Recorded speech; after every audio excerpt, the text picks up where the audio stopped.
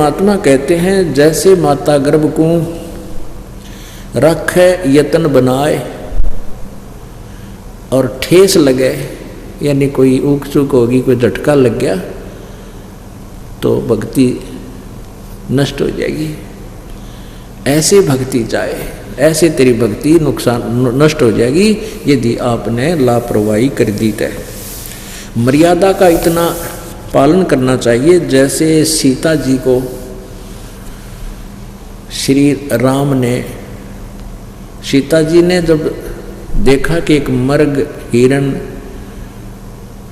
उसकी बाड़ी को तोड़ रहा है, देखा तो वो तो सोने का है, सर्व सोने का हिरण। देख जब बुद्धि भ्रष्ट हो जाती है ना, उल्टे दिन लग गए, इतनी भी समझ में ना आई सीता जी के कि सोने के मर्ग हुआ करे कदे, सारा सोने का मर्ग। तो वो माया वही मर्ग था, उसका रावण का मामा मारीच, वो लीला कर रहा था, सीता को उठवाने का यत्न था। तो कहने का भाव ये है कि जब वो चलने लगे, राम ने लक्ष्मण से कहा था भाई तू बताइए मैं जाऊँ हूँ या नहीं मानती, जद्दी बहुत है, मैं जाता हूँ तू आइए मत ना। नो बोला मैं आऊँ तक को नहीं, पर या मुझे आदेश देगी तो मैं क्या करूँ, तो यूँ करिए इसके चारों तरफ ये मंत्र बोल कर और एक रेखा खींचाइए।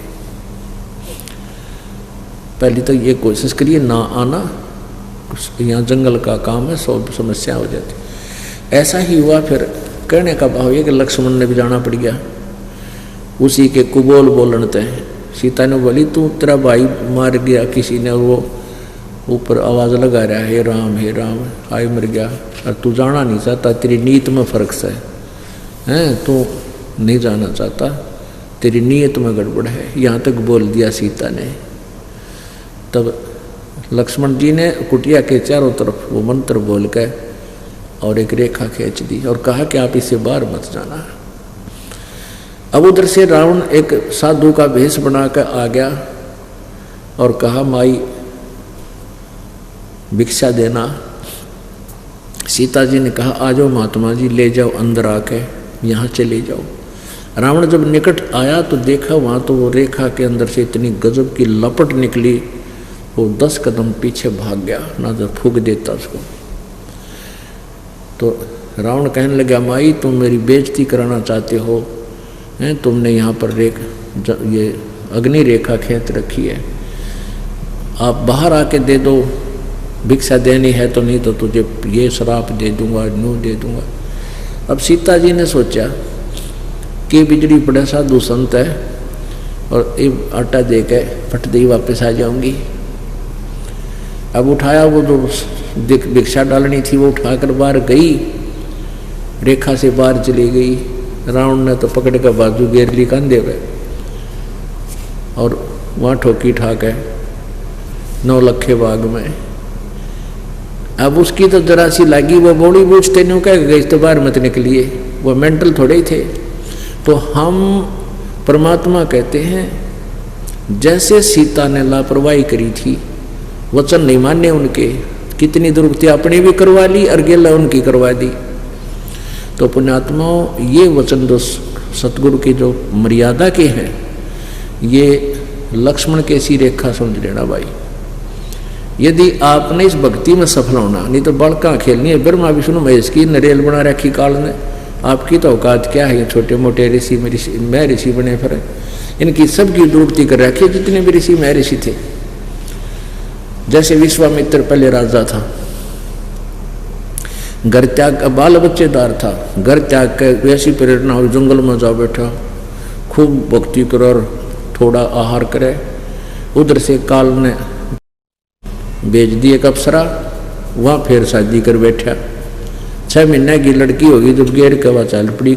ऋषि जी सावधानी, बस ईसाई ऋषि था तू, आया था घर छोड़ के, पकड़ तेरी लड़की ने घेर कर जाती रही। फिर वो कण्व ऋषि को देख आया जो फिर जंगल में चला गया।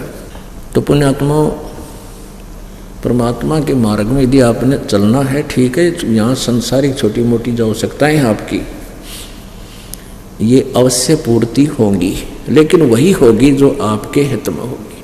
जैसे बालक छोटा सा बच्चा होता बोध, जैसे कहीं पर कोई बिजली का तार नीचे पड़े हों और उसमें कट हो, थोड़ा स्पार्किंग कर रहा हो कोई जॉइंट पे, तो छोटा बालक आतिशबाजी समझ के एक अच्छी वस्तु जानकर घिसड़ के धीरे धीरे जाके और उसको पकड़ लेता है, पकड़ते ही मौत को प्राप्त हो जाता है। और वो बच्चा जब उसकी डिमांड कर रहा है उस स्पार्किंग वाले तार की और माता पिता देख लेता है तो उसको तुरंत उठा लेता है, हाय मेरा बेटा, बेटी मर जाएगी, बेटा मरेगा, और वो रोता है, हाय उधर उधर भागता है, रोता है, उसको पकड़ना चाहता है, लेकिन माता पिता उसके रोने की परवाह नहीं करेंगे, रोता रहेगा, उसकी जान बचाना अनिवार्य है। ऐसे ही आप जी कुछ ऐसी डिमांड भी कर लेते हो जो भविष्य में आपके लिए हानिकारक होगी, मालिक नहीं देगा। आप भक्ति करियो चाहे ना करियो, क्योंकि परमात्मा ने हमारे बहुत दूर तक का ज्ञान है, आप जी ने अपना यहीं तक का ज्ञान है। तो ऐसे परमात्मा के ऑपरेशन में आप जी ने कोई ऑब्जेक्शन नहीं होना चाहिए। आप जी के संस्कारों को लेस करना है, खत्म करना है।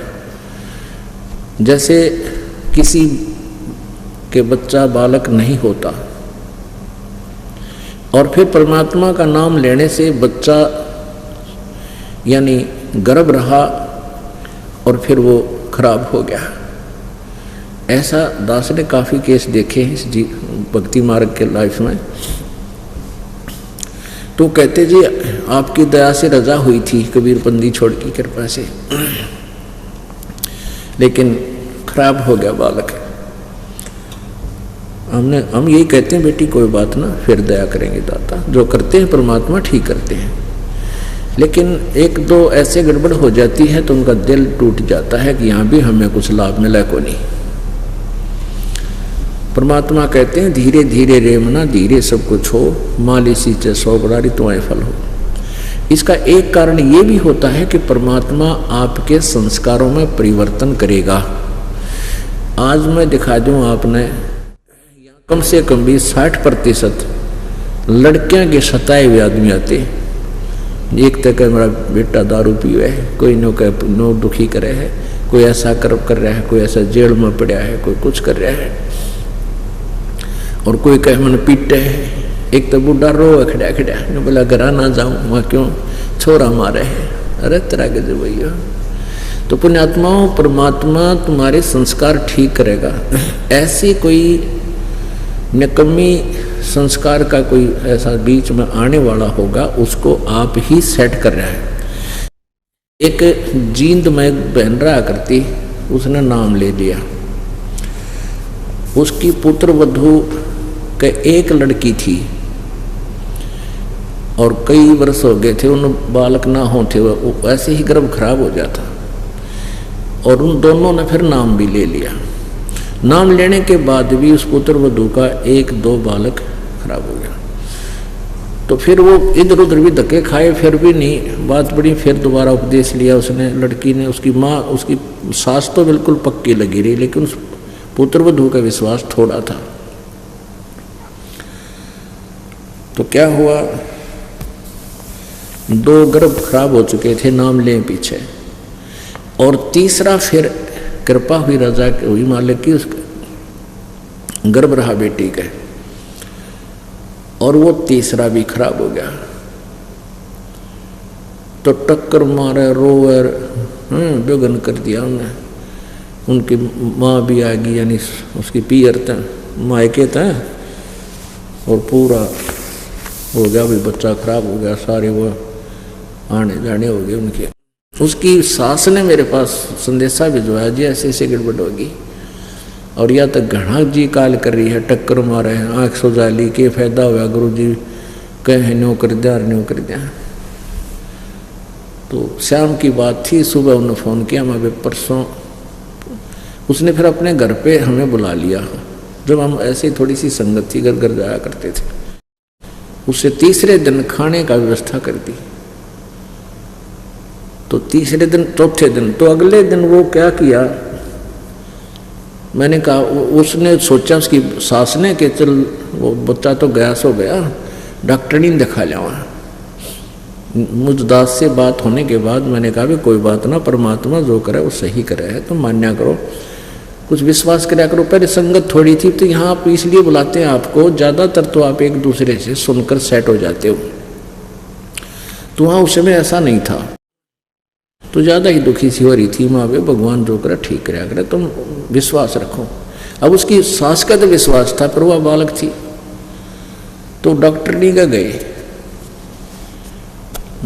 का गए, तो उसने चेक किया। वो कहने लगी कौन, तीसरे दिन कहती कौन कहे बालक खराब हो गया, बालक तो न्यू का न्यू है, एज इट इज है गर्भ इसका। और फिर खुशी का ठिकाना नहीं उस बेटी का। फिर 30-34 दिन हमारी रोटी कमे खाने पर बुलाया है, बड़ी खुशी फूली फिर हमारा बेटा परमात्मा जो करता ठीक है, हमें तो मालूम था जो मालिक करे वो सही करे, पर तेरा विश्वास नहीं था ना जी, पक्का विश्वास हो गया। मैं तो कभी पक्की जच गई, मेरा भगवान पूर्ण है कबीर जी, माँ ठीक बेटा, हम ये चाहवा थे कि थारा विश्वास बने। अब 3 उनका तो चाह था ना बेटे का, 3 महीना पाछे फिर चेक करा लिया, छोरी पाई, फिर रोए, भाई मत इसने गर्भपात कराऊंगी, न्यो कराऊंगी। लेकिन उनको हमने बता, ज्ञान से परिचित थी उसकी सास ने बोली खबरदार जैसा पाप कराया है। तो अब पुण्यात्माओं, वो फिर उसने नहीं ऐसा गलती की, मालिक की दया से वो लड़की हुई, फिर आगे फिर लड़का हो गया, तो विश्वास रखा उसने। अब देखो हमारी तो ऐसी बूंदी आदत से, जैसे ऊंट होता ना, ऊंट पे सामान धरे, कोई सामान लाद्या करे ना, जो भी और तारे जब भी यानी वजन धर रहे हैं जब तक ठीक रो है, और तारे जब भी करे यानी उसको कम कर रहा है उसके वजन को, फिर भी तो हमारी इसी आदत बन गई ऊंट के सी। परमात्मा जैसे अपने हिसाब से ऑपरेशन कर रहा था, उसने केला 1 सेकंड में के कर दे। उसने इनकी स्थिति देख करके अपनी आत्मा को ले लिया था, लड़की थी गर्भ में, और इसने हाहाकार मचाई, तो फिर ले बेटी, वह लड़की दे दी। और फिर नो रो आए मत, इसने गर्भपात कराऊंगी, मारूंगी, नीच कहेंगी। तो कहने का भाव यह कि भगवान अपने हिसाब से ऑपरेशन करता है, तेरा वजन कम करता है जब भी रोए ऊंट की तरह, और धरे जब भी रो तुम। तो इस तरह हमने राज्य रमता राम की रजा धरे जो शीश, और दास गरीब दरस परस 30 बैठे जगदीश। मालिक की रजा में राजी रहे, जो कर तू रखे दाता। बालक से हमारी सोच तो एक जीव जैसी है, और उसने हमें इसे बुढ़े झंझट से पार निकालना है, सतलोक लेके चलना है, कोई बालका का खेल है। तो इसको आप एक सिंपल सी बात मत समझो, बहुत सावधानी की आवश्यकता है। अब जो प्रसंग चल रहा था, इस सृष्टि में कोई जीव सुखी नहीं। परमात्मा ने बताया है कि उदय अस्त की बात करते हैं, मन सब का किया विवेका हो। जो पृथ्वीपति राजा होते थे उनका मन पता है कोई तो सुखी नहीं। जिसका जितना बड़ा राज्य अक्षेत्र होगा उतना ही महादुखी होगा। 100 चिंताएं, कित अकाल पड़ गया, कित और पंगा पै रहा है, कित हाहाकार माच रही है, कित कोई धरने दे रहा है, कोई कुछ कर रहा है। लेकिन हमारा जो सुख के नापने का पैमाना वो खराब है, गलत है। हम इसी सुख को सुख मान रहे हैं, घर में संपत्ति हो जा, संतान बढ़िया हो जा, संतान छोरा हो जा, लड़के को ज्यादा महत्व देते थे, अभी दे रहे हैं अनजान लोग। लेकिन यह काल की भूल भुलैया है, इसमें कभी नहीं फंसना चाहिए। परमात्मा बेटा दे चाहे बेटी कि किसी प्रकार भी रखे, न्य रहर भक्ति करके यहाँ से पीछा छुटवा ले। क्या बताते हैं परमात्मा? सुखदेव ने 84 भुगती, बना पजावे खरवो, तेरी क्या बुनियाद पुरानी, तू पेंडा पंथ पकड़वो। सुखदेव जी ने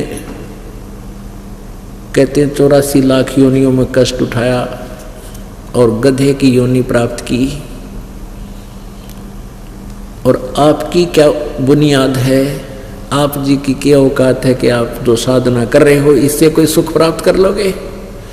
सुखदेव ने 84 भुगती बिना पजावे खरवो, तेरी क्या बुनियाद पुरानी तू पेंडा पंथ पकड़वो।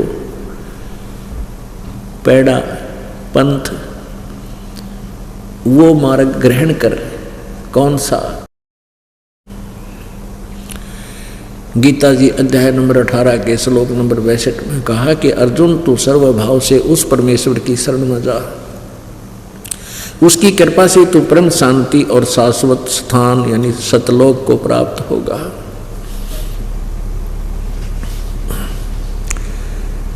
पुण्यात्माओं, परमात्मा का पाना कोई कठिन बात नहीं है। ये विश्वास होना कि हम जो मार्ग ग्रहण किया है, जो भक्ति विधि हमें प्राप्त है, ये श्रेष्ठ है। और इस मार्ग को, इस भक्ति की विधि को आपके हृदय में और इस तत्व ज्ञान को हृदय में जचाने के लिए ये सारा प्रयत्न हो रहा है। नहीं तो 2 अक्षर की बात थी। यदि ये बीच में ये अज्ञानी संत ऋषि महर्षि, ये नकली कबीर पंथी बिना कबीर पंथी, ये राधा स्वामी बिना राधा स्वामी, धन सतगुरु, ये सारे पथ भ्रष्ट हैं, ये दिग भ्रष्ट हैं। इनका यथार्थ ज्ञान ना यथार्थ भक्ति मार्ग है। अब ये कड़वी जो सत्य है ये अलग में उतरती कोई ना, गले ना उतरती सबके, अरे या उतरे पार पड़ेगी। ये कुनीन है पुण्यात्माओं, या खानी पड़ेगी आपने। आपका दीर्घ रोग हो रहा है मलेरिया, और यह खानी पड़ेगी, इसके खाने से लाभ होगा।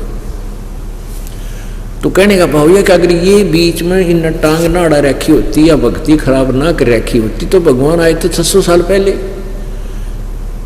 यही ज्ञान वो पुरुष में देते थे जो दास आज आपके समक्ष रूबरू करा रहा है। लेकिन इन नकली संतों ने, ऋषियों ने, महर्षियों ने उस परमेश्वर की इस बात को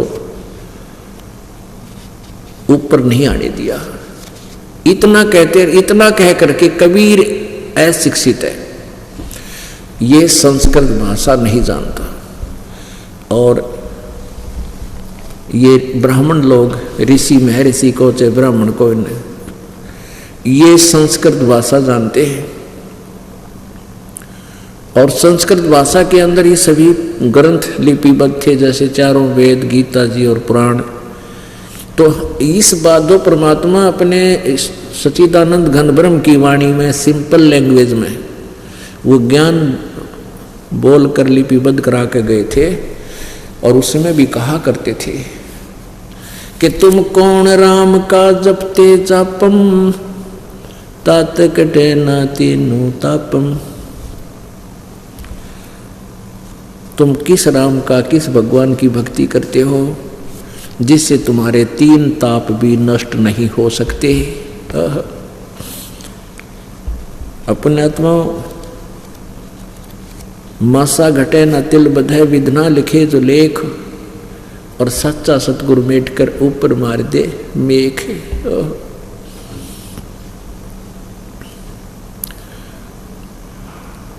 कि आप जी के भाग्य में कोई दुख है, 3 ताप का दुख तो सबसे निम्न होता है, छोटा होता है, वो भी ब्रह्मा विष्णु महेश से नहीं कट सकता। जैसे गीता जी अध्याय नंबर 2 के श्लोक नंबर 37-38 में अर्जुन से ये गीता ज्ञानदाता ब्रह्म बोल रहा है कि अर्जुन तू युद्ध कर ले और तुझे लाभ हानि को छोड़कर तू युद्ध कर ले, तुझे पाप नहीं लगेंगे। फिर तुरंत ही कह रहा है कि अर्जुन यदि युद्ध में मारा गया तो स्वर्ग प्राप्ति होगी, और यदि युद्ध में जीत गया तो पृथ्वी का राज का आनंद लेगा, तेरे दोनों हाथों में लड्डू। फिर क्या होता है कि महाभारत का युद्ध समाप्त हो जाता है, पांडव विजयी हो जाते हैं, कौरव पराजित हो जाते हैं। युधिष्ठिर को राजगद्दी पर बैठा दिया जाता है। युधिष्ठिर जी को भयंकर स्वप्न आने शुरू हो जाते हैं, जैसे कोई कटे हुए सिर के व्यक्ति घर में घुस रहे हैं, हाहाकार मच रही है, भयंकर आकृतियाँ दिखाई देती हैं, जैसे कोई मार रहा है, काट रहा है। मैंने जैसे अपनी चूड़ियाँ फोड़ रही हैं और कह रही हैं कि हे अन्यायी, इतने मेरे पतियों का हमारे सुहाग उजाड़ दिए, तुझे क्या मिल गया ये ऐसा विनाश करके, अब तो चैन से राज कर रहा है। इस तरह की उसको ये भयंकर शोपन और भयंकर आकृतियाँ दिखाई देने लगी। वो भूत दिखने लग गई युधिष्ठिर ने, कहने की बात सीधी सी। उसके समाधान के लिए श्री कृष्ण जी के पास गए। श्री कृष्ण जी ने कहा कि तुमने जो युद्ध में बंधुघात किया है, जो पाप करे हैं, अपने रिश्तेदार मार दिए, भाई काट डाले, वो आत्माएं तुम्हें सता रही हैं। ये 3 ताप के अंदर दुख है। उसके लिए क्या बताया कि एक अश्वमेघ यज्ञ करो और उसमें करोड़ों सभी पृथ्वी के पहले तकरीबन सभी भक्ति करा करते, चाहे कोई किसी जाति में जब से था, सभी भगवान की भक्ति करते थे। और पहले जैसे गांव में जैसे किसी का शादी होती थी ना, और गांव में प्रत्येक घर से एक आदमी का न्योता दिया करते कि हमारा जिम आइयो, क्योंकि सभी पहले भक्ति करते थे। और वो भक्ति वाले व्यक्ति किसी एक व्यक्ति का आहार करते हैं तो उनको पुण्य मिलता है भक्तों के अन्न खिलाने का। वो यज्ञ होती थी, बेटी या बेटे के ब्याह में ऐसी इस प्रकार का हवन यज्ञ, इस प्रकार के यज्ञ करते थे, धार्मिक यज्ञ करते थे, हवन भी करते थे ऐसे। तो ऐसे ही उसने कहा, श्री कृष्ण जी ने कहा कि पूरी पृथ्वी के सभी आदमियों ने बुला ले उस यज्ञ में, और सभी ऋषि महर्षि ब्राह्मणों को बुला ले, और सब भोजन खाएंगे। भोजन खाने के बाद एक अलग स्थान पर रखा हुआ एक 5 मुंह का 5 मुखी एक शंख आवाज करेगा, बगैर किसी बजाए अपने आप बाजेगा ऑटोमेटिकली। और यदि उसने आवाज कर दी तो तुम्हारी यज्ञ सफल होगी तुम्हारे ये 3 ताप कटेंगे, भूत दिखने बंद होंगे, अन्यथा नहीं। ऐसा ही किया गया। अब उस समय अर्जुन के दिल में खटका तो लग गया कि जब तक ये भगवान न्यू कह था कि अर्जुन तुम्हें कोई पाप नहीं लगेगा तो युद्ध कर ले। अरे ये नो कह है तुमने जो भाई मारे थे, रिश्तेदार मारे, सैनिक मारे, वो पाप दुखी कर रहे हैं, उसके लिए यज्ञ करो। अब उस समय तक अर्जुन नहीं बोला कि यदि मैं वाद विवाद करूंगा तो भाई नो सोचेगा कि ये पैसे ला कर राजी को ना, ये मेरे ट्रीटमेंट पे जो इतना करोड़ों रुपया लगेगा, लाखों, ये लगाना नहीं चाहते, ये तो इसलिए वाद विवाद शुरू कर दी। और अर्जुन को पता था मेरा भाई फिर इलाज नहीं करा होगा, सारी उम्र ऐसे दुखी रह जाएगा। अर्जुन नहीं बोला। उसने हाँ स्वीकृति दे दी, स्थान निहित कर दिया, दिन निश्चित कर दिया गया, और 33 करोड़ देवता, 88,000 ऋषि और 12 करोड़ ब्राह्मण, 56 करोड़ यादव कृष्ण जी के जो वंशज थे, और बाकी अनाथ जीव वर्ण कितने वहाँ भोजन करने आ गए। 9 नाथ 84 सिद्ध, ये सब आ गए, लेकिन सब ने भोजन कर लिया, शंख नहीं बाजा, आवाज नहीं करी शंख ने। कहने का भाव यह है कि वो यज्ञ सफल नहीं हुई, उनके 3 ताप नाश नहीं हुए। तब पूर्ण परमात्मा द्वापर युग में पूर्ण परमात्मा कबीर देव जी जैसे अपने विधि अनुसार, अपने नियमानुसार प्रत्येक युग में आते हैं। द्वापर युग में करुणा में नाम से प्रकट थे। एक कमल के फूल पर परमात्मा ऐसे ही विराजमान आकर होते हैं, और वहाँ से एक वाल्मीकि परिवार निसंतान था, वो उठा लाए थे, और उधर से उसका एक साथी था, सुदर्शन नाम का एक परमात्मा का एक भक्त बन गया था, सुदर्शन नाम का वाल्मीकि। तो कहने का भाव ये है कि परमात्मा कबीर जी का जो शिष्य वाल्मीकि था, सुदर्शन उसका नाम था। सुपच इसलिए कहा करते जैसे शेड्यूल कास्ट ने सुपच को बोल देते, और वास्तव में जाति वाल्मीकि थी। तो वाल्मीकि जाति में जन्म उस सुदर्शन जी का, परमेश्वर कबीर जी भी उसी जाति से संबंधित थे, क्योंकि वो जैसे दुल्हा कहलाए थे तो उसमें द्वापर युग में वाल्मीकि कहलाते थे। ऐसे ही लीला करते हैं दाता, किसी के न्यू बिना तो भगवान आ रहे हैं, और वही परमात्मा को पा सकते हैं जो जाति और मजहब और इन बकवादा न छोड़ के केवल राम परमात्मा न सावेंगे। तो ऐसा ही सुदर्शन जी, परमेश्वर कबीर जी की भक्ति करने वाले सुदर्शन जी को वहां बुलाया गया, और फिर सुदर्शन जी ने जब आहार किया तो वो शंख बजा, यानी वो यज्ञ सफल हुई। पुण्यात्माओं, हम पहले सुना करते थे कि सुदर्शन जी के ने पांडवों की यज्ञ संपूर्ण की थी, तो क्या कहते थे कि श्री कृष्ण जी का पक्का भगत था वो।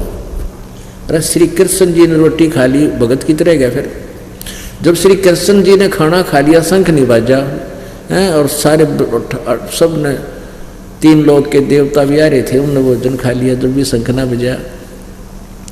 कृष्ण जी के बाकी कौन से कच्चे भगत थे, कृष्ण जी ने खा लिया, भगता ही गिनती की तरह गई। फिर उसके आगे तो अब ये ज्ञान नहीं था हमारे को, अब पता चला वो के सांग था।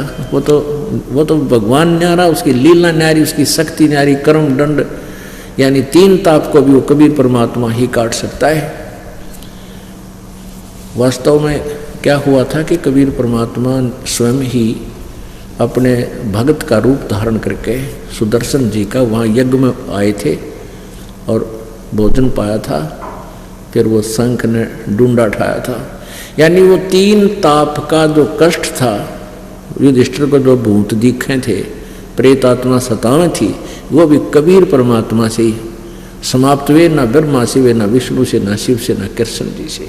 तो यहाँ कहते तुम कौन राम का जपते जापम, और ताते कटे ना तुम्हारे तीनों तापम। एक समय एक काशी में एक दामोदर नाम का एक बिजनेसमैन था। दामोदर नाम का एक सेठ था, और वो भगवान का बहुत ज्यादा भक्त था, श्रद्धालु था। सभी देवी देवताओं की जैसे हम हिंदू हैं, और जिस प्रकार हम हिंदू धर्म होने के नाते दंत कथा लोक वेद के आधार से जो पूजाएं करते थे, वो सभी देवी देवता जो विष्णु जी, श्री कृष्ण जी, शंकर भगवान, देवी हैं, इन सब की मूर्तियां आदि रख के अपनी जहाज में, उसका एक जहाज चलता था। पहले इन दरियाओं के अंदर भी जहाज के माध्यम से व्यापार किए जाते थे। तो ऐसे समुद्र में भी, समुद्र जैसे दरिया समुद्र में गई, समुद्र के साथ साथ फिर दूसरी दरिया को पकड़ कर वो दूसरे जगह जाते थे, ऐसे समुद्र को भी कुछ क्षेत्र में पार करते थे।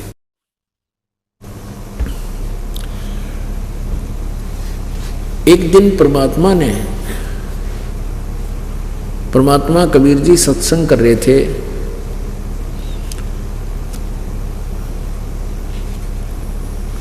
किसी मोहल्ले में, किसी कॉलोनी में, तो वहां उस सेठ दामोदर जी का घर था, आसपास में थोड़ी सी दूरी पे।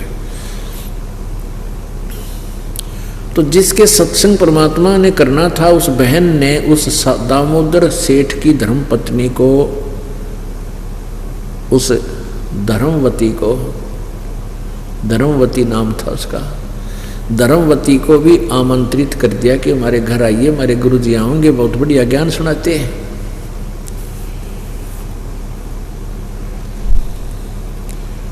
तो वो लड़की ने, वो बहन थी जो धर्मवती, दामोदर सेठ की पत्नी, वह सत्संग सुनने चली गई। और सत्संग सुनने चली गई तो वहां परमात्मा ने ज्ञान दिया। अपने आत्माओं, आपको उदाहरण दिया है कई बार कि एक घर में एक सदस्य नाम ले रहा है, 2 ना ले रहे।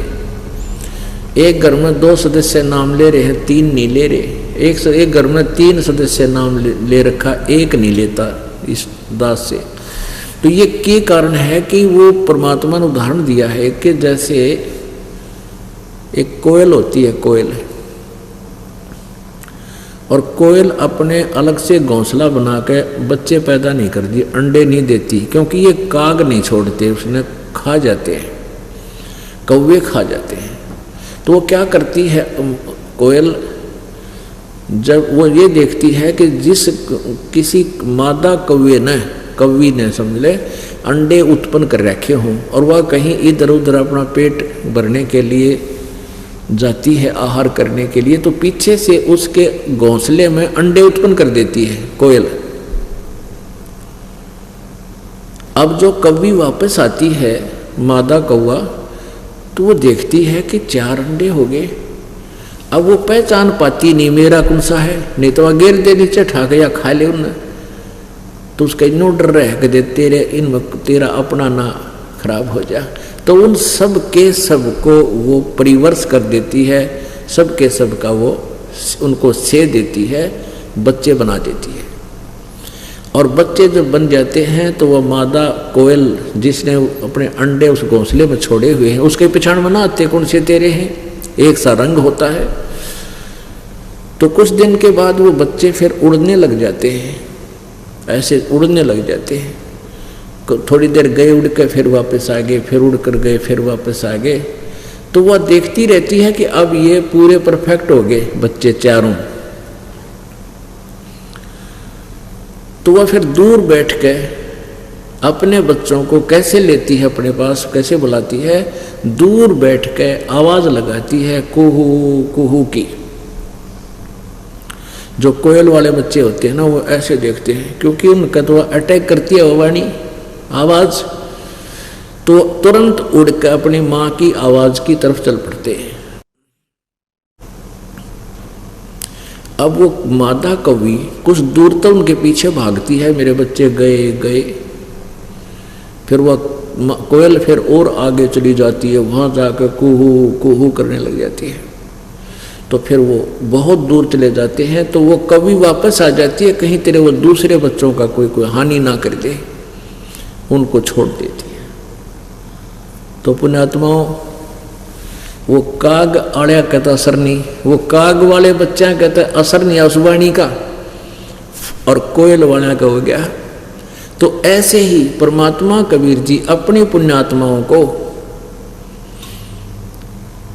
ऐसे ही जगह पर जन्म देता है, और जब वो थोड़े से समझण जोगे हो जाए ना, फिर अपनी वाणी बोलते हैं। दास ने गांव गांव में नगर नगर में जाकर या कोयल की वाणी बोली, परमेश्वर की वाणी का वहाँ प्रचार किया। जो कोयल के बच्चे थे बस उसी समय गेर लाग लिए, और आज तक अटल हैं।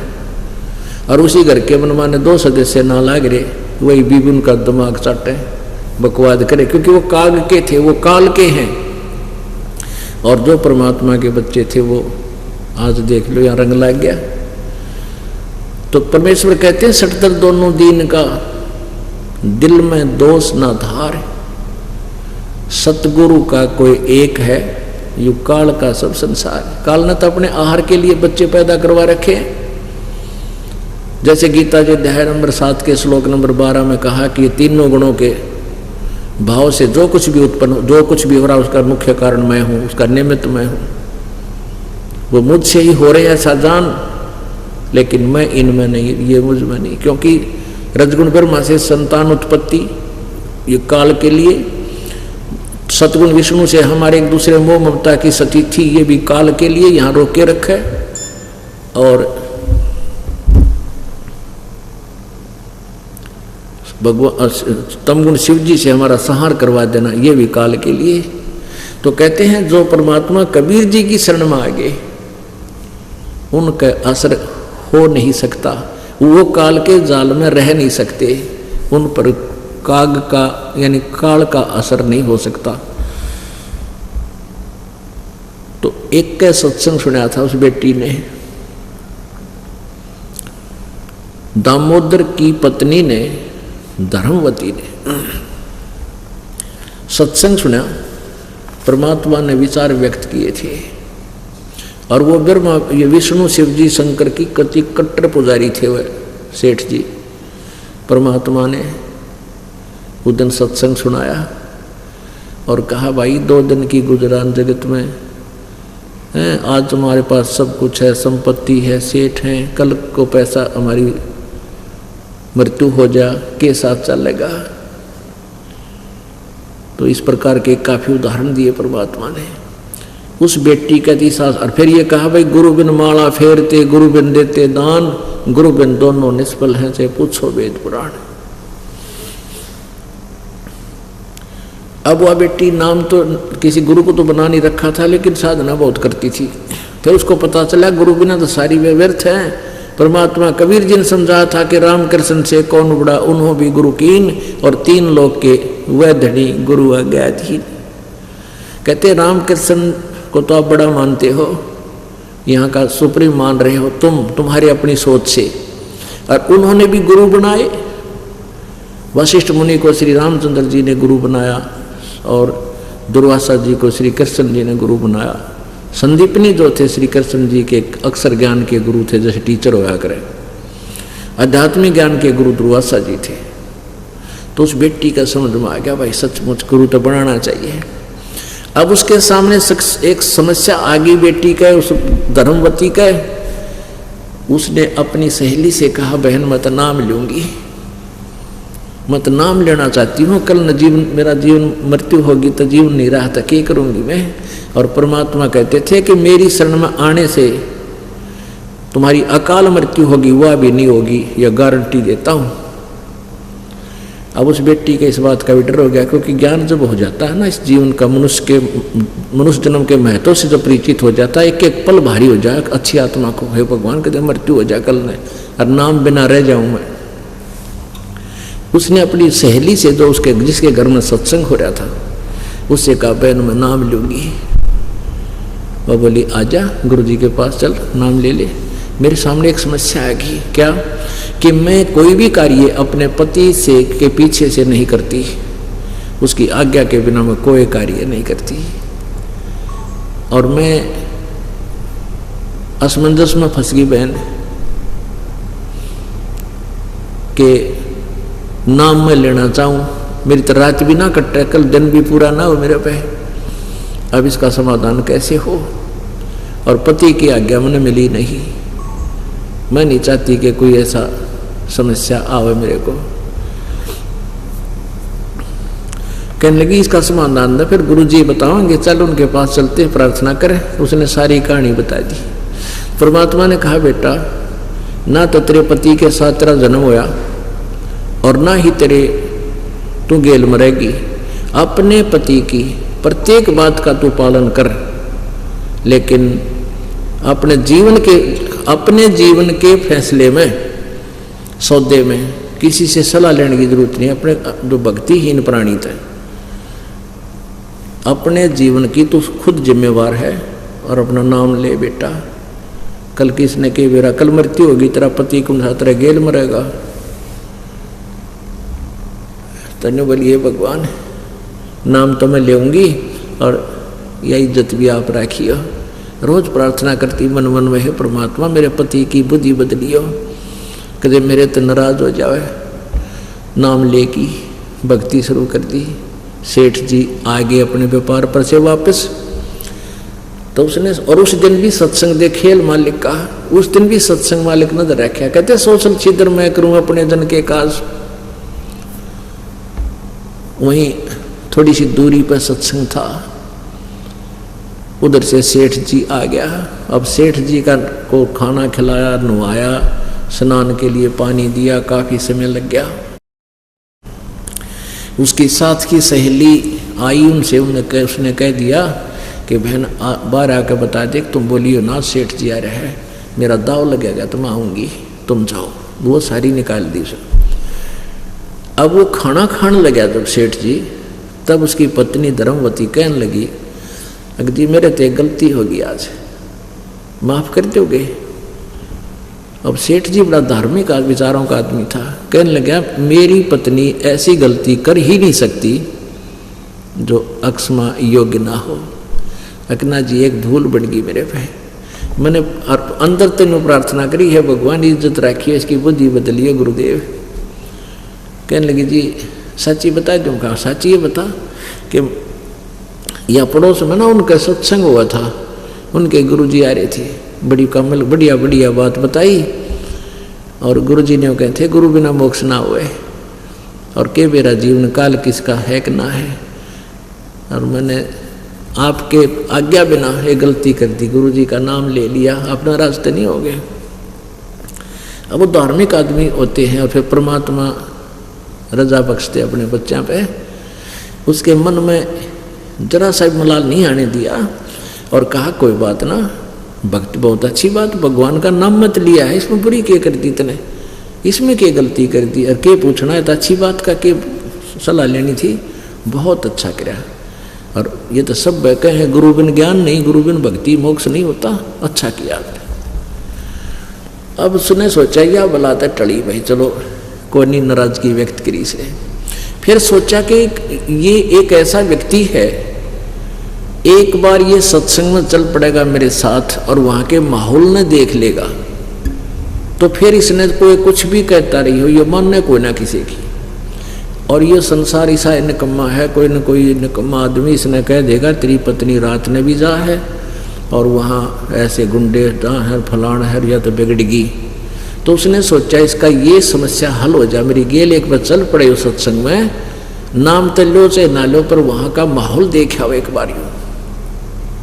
तो उसने कहा जी आज गुरुजी का सत्संग है, और गुरुजी का संदेश आया था बेटी सत्संग में आइए, तो और मेरी सहेली सारी चली गई, मैं आपके आने से लेट होगी, आप मेरे साथ चलोगे सत्संग में।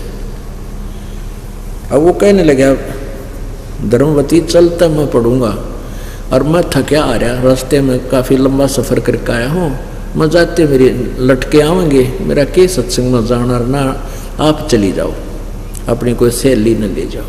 ने बोले जी सारी जाली, आप नो करियो, पाछे न बैठ जियो, नींद आओ तो लौट जियो, कोई ना नाटे। अब उसको पता था कि इतना भगवान आत्मा है, वहाँ चला गया तो सो लिया, फिर तो ऐसा सत्संग करते हैं गुरुदेव, नींद तो सौ को चली जाएगी इसकी। तो उसने सोचा रहा दुखी होगी, कोई बात न ले चल पड़ता, अच्छा जी मैं चलता हूँ तेरे साथ। अब वहाँ परमात्मा ने सत्संग शुरू कर दिया। अब सत्संग के अंदर बताया गया भाई परमात्मा ने कहा ये सौदा फिर ना ही संतो, यो सौदा फिर ना ही, ये लोहे के साताव जात है काया देश राही। बहुत से लंबे लंबे मालिक ने विचार दिए कहने, और उस लाला जी की नींद आराम होगी, और तेरा गजब हुई हो।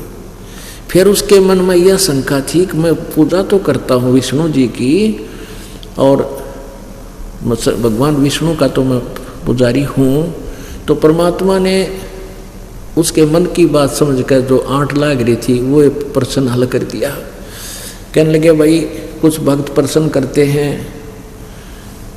परमात्मा ने सारी सृष्टि रचना सुनाई कि ऐसे ऐसे हम वहाँ से आए थे, ब्रह्मा विष्णु महेश की उत्पत्ति ऐसे हुई है, और ये तीन लोक के भगवान हैं, ये कर्म में जैसा कर्म करोगे वैसा ही फल देते, क्योंकि उस समय परमात्मा ऐसा मोटा मोटा सा ज्ञान दिया करते थे ऐसे स्थान पर कि भी ब्रह्मा विष्णु महेश तो जैसा तुम कर्म करोगे वैसा ही फल देंगे, आपके भाग्य में कोई आपत्ति है तो ये टाल नहीं सकते, वैसा ही देना पड़ेगा, वैसा ही ये भोगते हैं, स्वयं भी भोगते हैं। प्रमाण दिए जैसे श्री रामचंद्र जी को श्राप दे दिया था नारद जी ने, मैं पत्नी के वियोग में दुखी हूँ, तो भी सारी उम्र ऐसे ही रहेगा। तो काफ़ी उदाहरण दिए, लाला जी के सारे फिट हो गए, भाई बात तो सच्ची है। तो कई भक्त परमात्मा कहते, कई भक्त ये प्रश्न करते हैं कि श्री कृष्ण जी ने ताम्रध्वज को, मोरध्वज के बेटे ताम्रध्वज को आरे से चिरवा के जीवित कर दिया था, तो क्या ये भगवान नहीं थे? कबीर जी कहते थे पूर्ण परमात्मा और है भाई, मैं उसी का संदेशा लेकर आया हूँ, अपनी ही डबल रोल करते थे। और कभी कभी कह देते थे हम ही अलखला हैं कुतुब गोस और पीर, गरीबदास खालिक दनी हमारा नाम कबीर। कहते भाई, और फिर परमात्मा ने फिर कहा कि हम उनसे प्रश्न करते हैं कि श्री कृष्ण जी ने अपने सगे भांजे अभिमन्यु को जीवित क्यों नहीं किया? वो नहीं कर सके जबकि महाभारत के युद्ध में प्रथम दिन ही चक्रव्यूह में मारे गए थे, इकलौता पुत्र था, सुभद्रा रो रही थी, श्री कृष्ण रोए थे, 500 पांडव हाहाकार माच के उनका कुल नाश हुआ था। श्री कृष्ण जी वहां ठीक नहीं कर सके।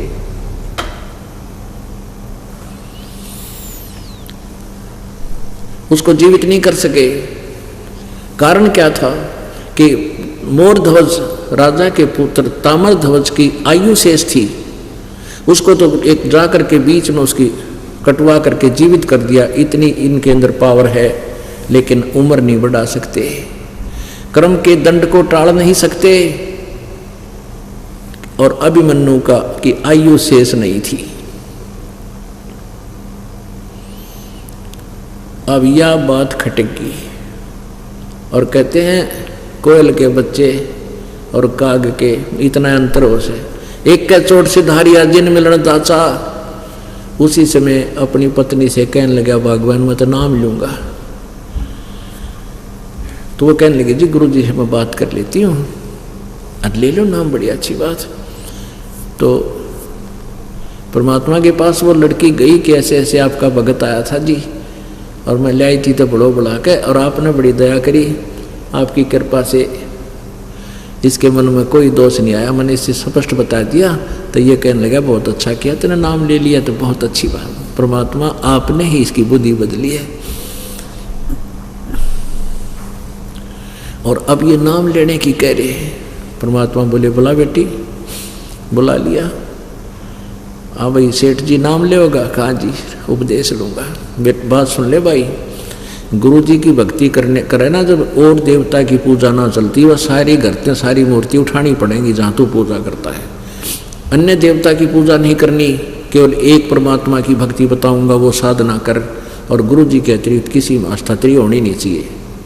तो सेठ जी ने बोला जी मैं सौदा करना जानता हूँ, व्यापारी हूँ, मैंने खूब समझ लिया ज्ञान आपका, 1 नंबर का ज्ञान आपका, और मैं भी व्यापारी हूँ, सौदागर हूँ, कच्चा काम नहीं करता मैं। आज के बाद आपके अतिरिक्त दास किसी ने नहीं पूजेगा, मेरा नाम दे दो। परमात्मा ने कहा था नहीं होता, तुम लाला जी हो, बिना ठेके चारों तरफ हाथ मारा करो, कदे फिर गड़बड़ कर दे काम ने। अक नहीं, बिल्कुल नहीं होगी, आपका दास आपका प्रत्येक आज्ञा का पालन करेगा। अब उसके कुछ लेकर नाम चला गया और समुद्र के अंदर जहाज लेकर चल पड़ा। वहां उसने एक कक्ष बना रखा था जहां पूजा करता था, सभी देवताओं की मूर्तियां तो भर रखा था। वो कमरा ठाडा फुल चारों तरफ चमका रखी थी, ब्रह्मा विष्णु जी की, शिव जी की, रामचंद्र जी की, देवी की, भैरव भूत सब की ला रहा था। जाके सबसे पहले वह सारी मूर्ति जल प्रवाह कर दी। एक कबीर जी का हाथ से बना हुआ चित्र वहाँ मिलता था, बना देते थे पहले, बहुत अच्छे चित्रकार होते थे, वो मिलता था, वो ले गया। सारा कमरा खाली करके एक मालिक का ला कर चित्र और जो मंत्र दाता ने दिए थे ये शुरू कर दिए, भक्ति करे, आरती करे, उनकी वाणी की जैसे बता रखे थे। अब दूसरे दो सेठ थे, वो कहने लगे क्या हो गया, तो मेंटल हो गया क्या सेठ जी, इतने सारे ब्रह्मा जी, विष्णु जी, शिव जी, सारे की मूर्ति तारे के हटा दी, और एक ये कौन है। वो भी जानते थे कि ये कबीर जुल्हा, अरे ये दान की पूजा करने लग गए तुम, भगवान छोड़ दिया, हनुमान छोड़ दिया, हैं श्री कृष्ण छोड़ा तेने, तेरी बुद्धि भ्रष्ट होगी, तेरा नाश होगा। तो वो कहने लगे भाई अब मेरा बीच में मत आओ, तुम आप अपनी भक्ति करो, मैं अपनी करूँ, मैं अपने जीवन का मैं खुद जिम्मेवार हूँ, तुमने भाई इसमें सलाह देने की जरूरत को ना। अब उसकी हंसी करने लगे, आ गया कबीर, आजा कबीर। वो बोला, वो अपना क्या बोला, उन 10-15 नालायक, वो चलता रहा। वापस आ रहे थे सौदा भरकर, बिजनेस करके कोई सामान ले रहे थे, उनके बच्चे भी साथ थे, क्योंकि 2-2, 3-3 महीने लग जाते थे कई बार दूसरे लंबे टापू पर जाने के लिए। तो आते समय उनका सामान साथ में, 2-4 के बच्चे भी साथ में। क्या हुआ, समुद्री तूफान आ गया। समुद्री तूफान आ गया काफ़ी दूरी से, और देखा तो वही समुद्री तूफान कैसा होता, जैसे आंधी उठ कर चल पड़ा ना, धूल इस प्रकार पानी उठकर चल पड़ता 30-40 फुट ऊंचे तो कैसे, और नो पूरी स्पीड आता है। अब उनको जहाज चालक को पता होता है कि बात बिगड़ने वाली होगी, उसने अलर्ट कर दिए कि वो समुद्री तूफान आ गया है और इतना तेज तूफान है शायद ही हम बच पाएंगे। एकदम सबकी हाहाकार मच गई। अब अपने देवता ने याद करें, लेकिन वो काफ़ी दूर से वो आता हुआ तूफान बढ़ता ही नजर आए। और परमात्मा वो कबीर जी का शिष्य जो थे दामोदर जी आराम तो बैठे। अब परमात्मा जो करेगा वो गलत कर ही नहीं सकता, परमात्मा गलत कर ही नहीं सकते। तो वो दूसरे सेठ के लगे रहे, लाला जी सेठ जी शाम दामोदर है, तूफान आ गया और सारे मरांगे, सारे रों बुरी तरह। भाई तेरा क्या हो रहा, तू कभी डरता नहीं है? ने बोला भाई डरूंगा जब भी मरूंगा, ना डरेंगे तो अभी तारा तो है ही नहीं, भगवान ने इतनी लिख रखी होगी अपनी, और क्या। कहने लगे रहे तो भी अर्ज कर ले अपने गुरु जी तय। अब वो कहने लगा सेठ जी कि भाई तेरे हनुमान जी गदा ले रे, श्री कृष्ण जी सुदर्शन, श्री राम जी तीर, और भाई और भी तुम बड़े बड़े देवता मानते हो, और मेरा तो एक गरीब सा दुल्हा है, मेरा तो गुरु जी भगवान सब कुछ यही है। फिर यूँ ये क्या कर पाओगे जब तुम्हारे ये नहीं कर पा रहे? तो आज आ ही रही होगी अपनी मृत्यु। तो सेठ वो दूसरे थे, वो कहने लगे लाला जी अब मजाक ना करें, कति नाश हो गया और मर गए, तुमको अर्ज कर ले। ने बोला बस तुम बैठ जाओ, थारी अर्ज फेल हो ली, कति हो ली मारी तय, तो बैठ जाओ सारे। अब बैठा क्यों करे, नु के बैठा जा से। तो खड़े हुए दामोदर जी और अपने गुरुदेव से कहा, हे परमेश्वर, हे गुरुदेव, आशा तो है नहीं बचने की, लेकिन परमात्मा मैंने इनका आपकी घनी महिमा सुना रखी है कि पर मेरे गुरुजी ने उसका इतना लाभ दे दिया, उसको इतना लाभ दे दिया, उसको ऐसे मौत बचा दी, और आज मुझ नीच के कारण हो सकता है मेरे पर इतनी भक्ति ना बनी हो दाता आपकी, जो आज हमारी मृत्यु टल सके। मुझ नीच के कारण दाता आपकी महिमा कम होगी। आज इस नीच ने आज बचा लो सारे जहाज ने, और बाहर जाते ही बेसिक मृत्यु दे दियो दाता, कोई ऐतराज नहीं। न्यू कह के और अचेत हो गया। वो अचेत हो गया तो इतने में क्या देखा है कि एकदम वो तूफान जो समुद्री तूफान था एकदम न्यू जाता दिखा जैसे बिल्कुल, और कति शांत हो गया समुद्र, हलचल नहीं रही, ना तो जहाज न्यू न्यू होने लग गया था, और कति एकदम शांत है। ओए होए, सतगुरु जो चावे सो कर ही, 14 कोट दूत जम डर ही, ऊत भूत जम त्रास निवारे, चित्रगुप्त के कागज पाड़े। वो चित्रगुप्त के कागज पाड़ दिए, न मौत थी सारे की। अब दामोदर सेठ जी होश में आए और कति शांत सब खुशी मना रहे, और उसने ने कहे जय हो दामोदर सेठ की, जय हो दामोदर सेठ की, आज जान बचा दी। दामोदर सेठ बोला भाई नहीं, मेरे कबीर भगवान की जय बोलो, उनकी दया से रक्षा हुई है। उधर से क्या होता, कबीर जी सत्संग कर रहे थे एक भगत के घर में, सर्दियों के दिन थे। कुछ भगत ऐसे होते हैं जिनका कुछ विश्वास होता है कुछ ना होता है, वह भी बैठे थे। 50-60 भगत बैठे थे, परमात्मा सत्संग कर रहे थे आसन पर बैठ के। थोड़ी देर में क्या किया मालिक ने, ऐसे कर ऐसे कर दिया। वो तंत्रयामी थे कि सामने वाले 2-3 मूर्ख बैठे, इनका यकीन कोई ना, उनका छिट्टे लगे। तो और भक्तों का भी लगे। भक्तों ने पूछे गुरुदेव क्या हो गया आपको, आपका तो सारे केस भीज गए पानी में। परमात्मा कहने लगे कबीर जी के दामोदर सेठ का भाई जहाज डूबा था, उसको बचा के आया हूँ, नहीं तो नाश हो गया था। उसने पुकारा मेरे को हृदय से। तो और ना किसी का जच्चिया बात, किसी का ना यकीन हुआ,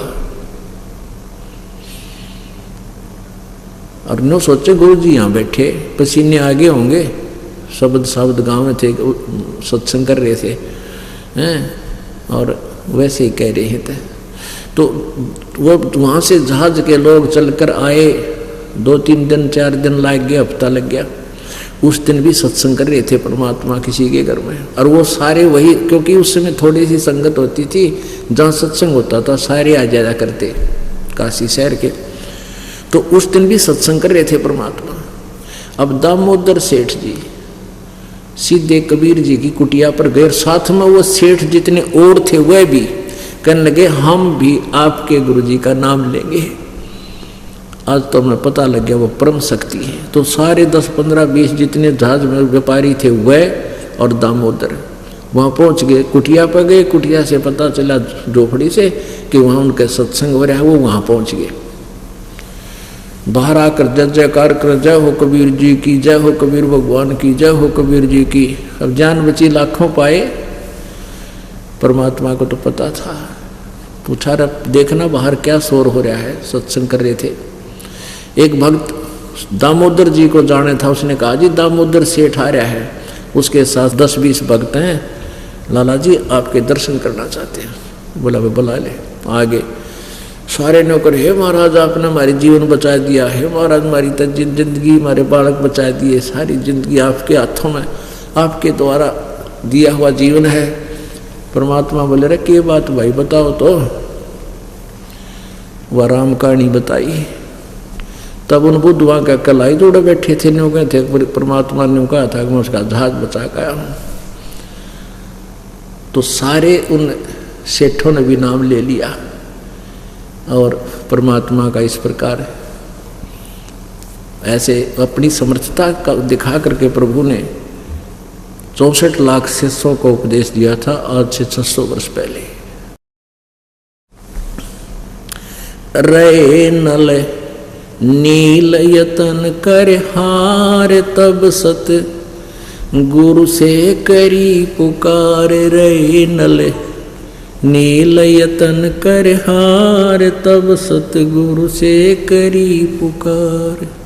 जा सतरे खालखी अपार सिंधु पे सिला तराने वाले। जा सत रेखा लिखी अपार सिंधु पे सिला तराने वाले। धन धन सतगुरु सत्य कबीर भक्त की पीड़ मिटाने वाले भक्त की।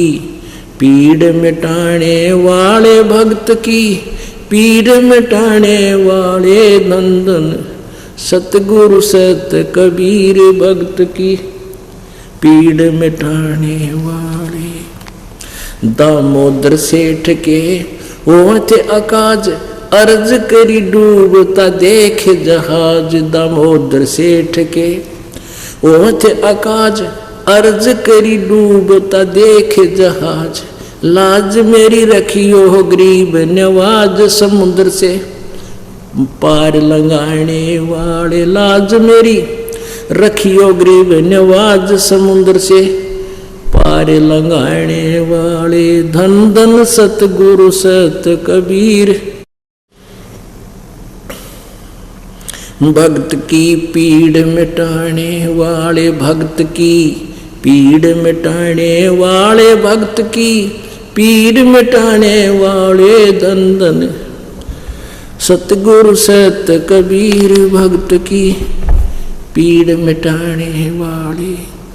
डसी सर्प ने जब जा पुकारी इंद्रमती अकुला। डसी सर्प ने जब जाए पुकारी इंद्रमती अकुलाए। आपने तुरंत करी सहाय बरोली मंत्र सुनाने वाले। आपने तुरंत करी सहाय बरोली मंत्र सुनाने वाले। धन धन सतगुरु सत कबीर भक्त की पीड़ मिटाने वाले। भक्त की पीड़ मिटाने वाले भक्त की पीड़ मिटाने वाले। धन धन सतगुरु सत कबीर भक्त की पीड़ मिटाने वाले। कह कर जोड़ दीन धर्मदास दर्श दे पूर्ण करियो आस। कह कर जोड़ दीन धर्मदास दर्श दे पूर्ण करियो आस। काटियो जन्म मरण की तरास सत्य पद प्राप्त कराने वाले। मेटियो जन्म मरण की तरास सत्य शब्द प्राप्त कराने वाले। धन धन सतगुरु सत्य कबीर भक्त की पीड़ मिटाने वाले। सत साई।